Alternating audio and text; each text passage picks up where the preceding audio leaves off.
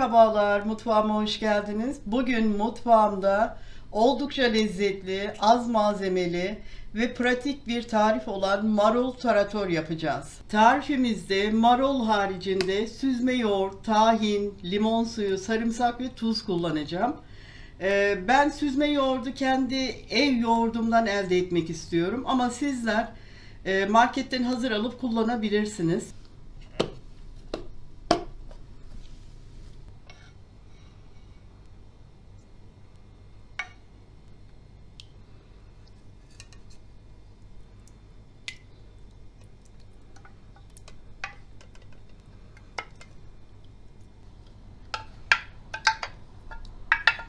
Şimdi yoğurdumuzu genişçe bir kaba süzgeci koydum ve yoğurdumuzu da içine koydum. İstediğimiz katılığa ulaşana kadar burada böyle kalacak. Ara ara gelip çok nazik bir şekilde şöyle dipten karıştıralım. Ama çok fazla da karıştırmayalım. Evet, yoğurdum istediğim katılığa geldi. Yarım saat içerisinde elde ettim bu yoğurdu. Şöyle bir su çıktı. Bunu da tabii ki değerlendireceğim. Özellikle hamur işlerine çok lezzet katıyor. O yüzden bunu da dolaba kaldıracağım. Şimdi marullarımı çok ince şekilde doğrayacağım. Mümkün olduğunca siz de çok ince doğrayın.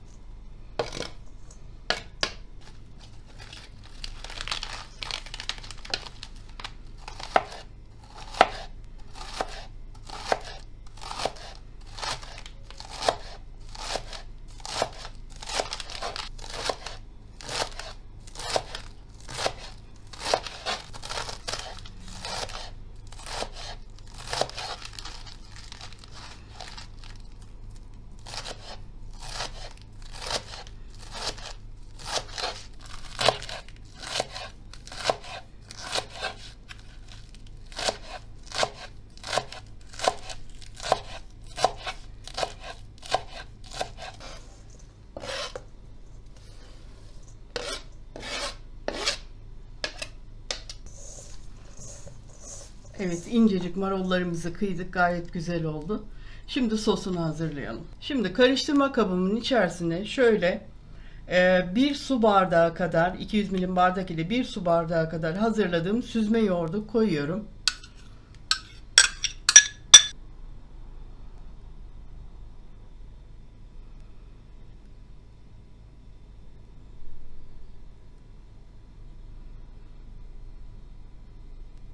Dört yemek kaşığı da tahin koydum.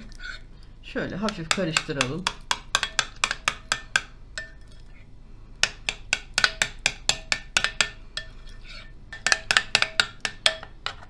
Şöyle 2 diş sarımsak rendeleyeceğim.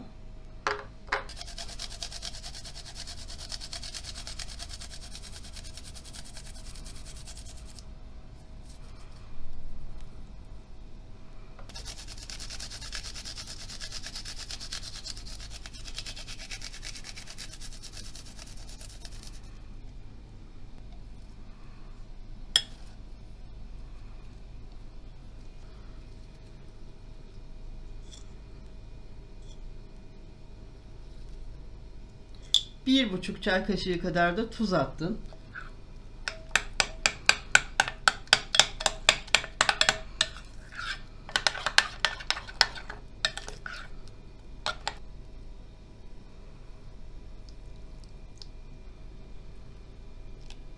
Bir buçuk yemek kaşığı limon suyu koydum. Güzelce karıştıralım.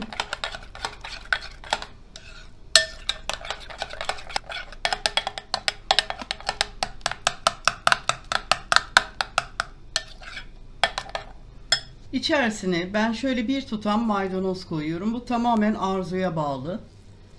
Sevmiyorsanız koymayabilirsiniz. Yine ince ince kıyacağız.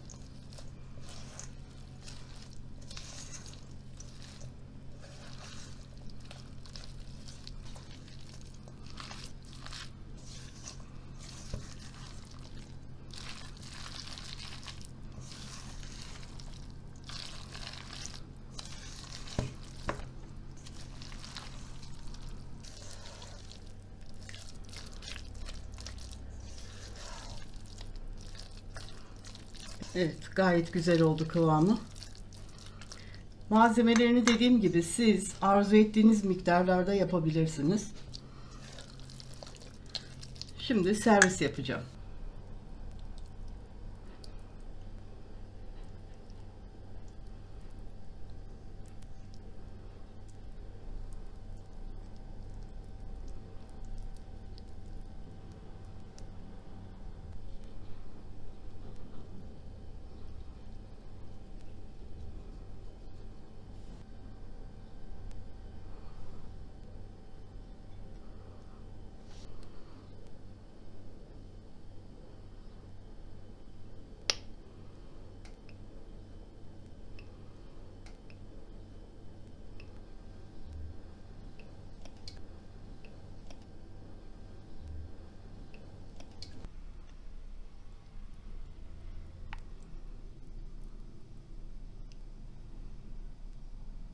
Evet, mükemmel bir marul tarator yaptık. Çok lezzetli oldu. Gerçekten yapıp tadına baktığınızda ne demek istediğimi anlayacaksınız. Sosunun kıvamı tam yerinde oldu. Verdiğim ölçülere birebir uyarsanız bu lezzeti yakalarsınız. Bugünlük de tarifimin sonuna geldik. Bir dahaki tarifimde buluşmak üzere diyorum. Hoşça kalın.